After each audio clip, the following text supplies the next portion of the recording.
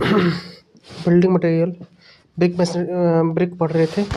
Next chapter है, page है, देखो, ईंटों का क्लासिफिकेशन एंड देयर प्रॉपर्टीज। मतलब मृत्तिका जो ईंट होती है, मिट्टी की ईंट जो होती है, इसको उनके भौतिक और यांत्रिक गुणों के आधार पर 4 भागों में बांटा गया है।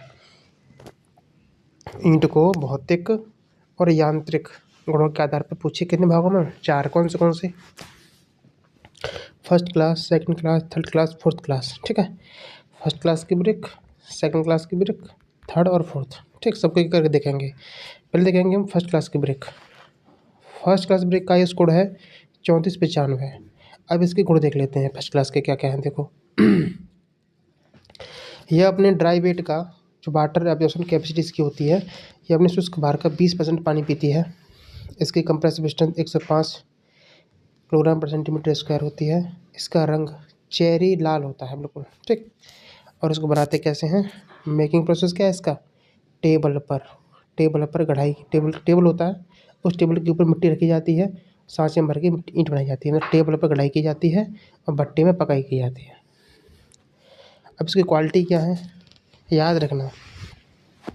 फर्स्ट क्लास ब्रिक जो होती है, इसका प्रयोग हम पॉइंटिंग में करते हैं, ठीक है, और प्रबलित ईंट कार्य में करते हैं, ठीक है, और फ्लोरिंग में करते हैं, फ्लोरिंग वर्क में, ठीक है, और बाहरी दीवारों की मशीनरी वर्क होती है वहाँ पर भी करते हैं। ठीक है, एक बार देख लेते हैं इसको, सही पढ़ाऊँगा बिल्कुल। पॉइंटिंग में, प्रबलित ईंट कार्यों में, फ्लोरिंग में, और बाहरी दीवारों की मशीनरी में, बाहरी दीवार की मशीनरी में भी इसी फर्स्ट क्लास ब्रिक का ही प्रयोग किया जाता है, बाहरी दीवारों की चिनाई में। ठीक, नेक्स्ट, 2 ईंटों को जब आपस में टकराओगे ना, जो फर्स्ट क्लास की होंगी, उनके अंदर ना एक मेटालिक साउंड आएगा, धात्विक ध्वनि आवाज़ आती है। नाखून से खुरचने पर निशान नहीं बन सकता इसमें। अब हम पढ़ेंगे सेकंड क्लास की ब्रिक। इसकी वाटर एब्जॉर्प्शन कैपेसिटी होती है ईंट के शुष्क भार का 22%, और कंप्रेसिव स्ट्रेंथ इसकी होती है 75 किलोग्राम पर सेंटीमीटर स्क्वायर। ठीक है, इसकी अपीयरेंस बनावट कैसी होती है? इसमें थोड़ी सी दरारें होती हैं और यह विरूपण होती है। 2 ईंटों को आपस में टकराने पर धम धम की आवाज़ आती है। इसमें रंग कैसा होता है? लाइट डीप रेड, हल्का चेरी लाल या रेडिश ऑरेंज रंग होता है। दोनों का रखना, रेडिश ऑरेंज या light deep red. Making process क्या होता है? इसको ज़मीन पर डाला जाता है, उसको टेबल पर डालते हैं, इसको ज़मीन पर, और भट्टे में पकाई की जाती है। इसको ज़मीन पर डालाई की जाती है। इसका प्रयोग हम कहाँ पे करते हैं? देखो, फर्स्ट क्लास ब्रिक का प्रयोग तो हम बाहरी दीवारों में करते हैं, फेस वॉल में, देखो यहाँ पे लिखा हुआ है, फेस मशीनरी स्ट्रक्चर में, मतलब दीवार की बाहरी साइड में करते हैं। और ये करते हैं हम आंतरिक चिनाई में, इंटरनल मशीनरी कार्यों में, आंतरिक चिनाई कार्यों में सेकंड क्लास की। अब देखेंगे हम थर्ड क्लास की ब्रिक। इसके अंतर्गत अनबरंट मतलब कम पकी हुई ईंटें आती हैं। ये पानी कितना पीती है? ईंट के शुष्क वेट का 25%। ठीक है, इसकी कंप्रेसिव स्ट्रेंथ कितनी होती है? 35 किलोग्राम पर सेंटीमीटर स्क्वायर। इसकी अपीयरेंस में बनावट मुलायम होती है। इसका रंग लाल पीला होता है। इसको बनाते कैसे हैं? इसकी भी ढलाई ज़मीन पे की जाती है और इसको क्लैंप या पजाबे में पकाया जाता है। नेक्स्ट हमारी है फोर्थ क्लास की ब्रिक। ठीक है, अंतिम है ये। इस प्रकार की ईंटें अत्यधिक जली हुई होती हैं, मतलब ओवरबर्न्ट होती हैं। ठीक, और इसकी आकृति अनियमित होती है, इरेगुलर शेप की होती हैं जी, ओवरबर्न्ट एंड इरेगुलर शेप की। पानी कितना पीती हैं? 5%, सिर्फ 5% पानी ही पीती हैं जी। ठीक है, इसकी कंप्रेसिव स्ट्रेंथ 400 किलोग्राम पर सेंटीमीटर स्क्वायर होती है। इसकी बनावट टेढ़ी मेढ़ी, अपीयरेंस इसकी कैसी होती है? टेढ़ी मेढ़ी होती है। इसका रंग कैसा होता है? काला नीला। ठीक, काला नीला। अब इसका यूज़ देख लेते हैं सड़कों की बियरिंग में। ठीक है, सड़कों का आधार कोट बनता है उसमें, ईंट की रोडी के रूप में। ठीक है, रोडी से बनती है ईंट की। फाउंडेशन और फ्लोरिंग में यहाँ पे इसका यूज़ करते हैं। ठीक, यह ईंट हैवी ड्यूटी ब्रिक के रूप में जानी जाती है। Fourth class brick heavy duty brick कहलाती है। नेक्स्ट पॉइंट, प्रथम श्रेणी की ईंट के माप में मानक माप से ±3 mm तथा सेकंड क्लास की ईंट में ±5 mm से अधिक की भिन्नता नहीं होनी चाहिए। ठीक है, जो फर्स्ट क्लास की ब्रिक है उसमें प्लस माइनस 3 mm से अधिक और सेकंड क्लास में प्लस माइनस 5 mm से अधिक की भिन्नता नहीं होनी चाहिए साइज में, ठीक है, मतलब डेविएशन इससे अधिक नहीं होना चाहिए।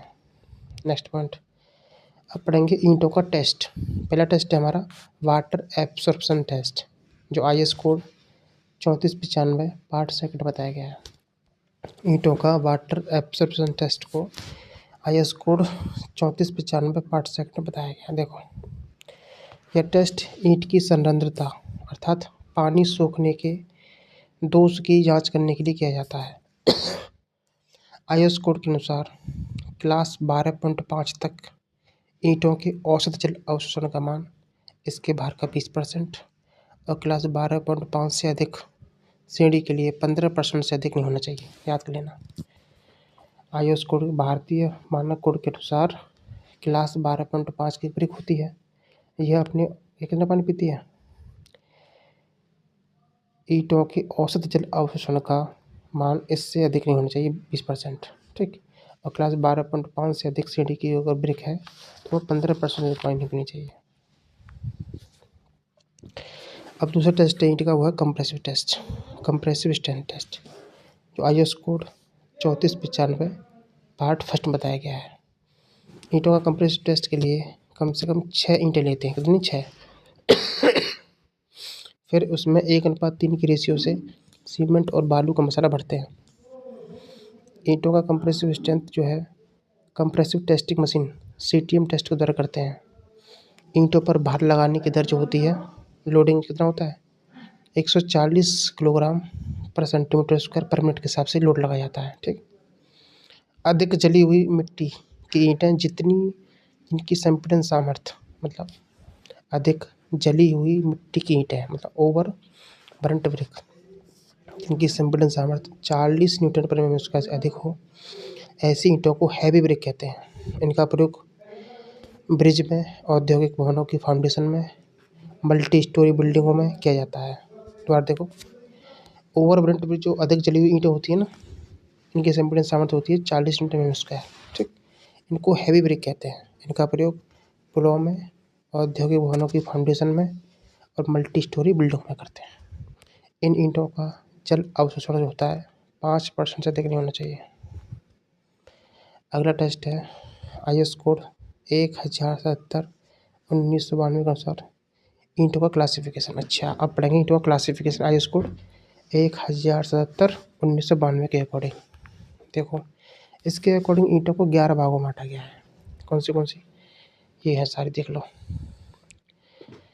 3.5, 5, 7.5, 10, 12.5, 15, 17, 20, 25, 30, 35 नाम याद होने चाहिए। पूछ लेगा कि इस IS कोड के अनुसार इनमें से कौन सा जो है क्लासिफिकेशन नहीं है ब्रिक का, ठीक है। और इनके एवरेज कंप्रेसिव स्ट्रेंथ जो होती है ना, जो ग्रेड है वही होता है।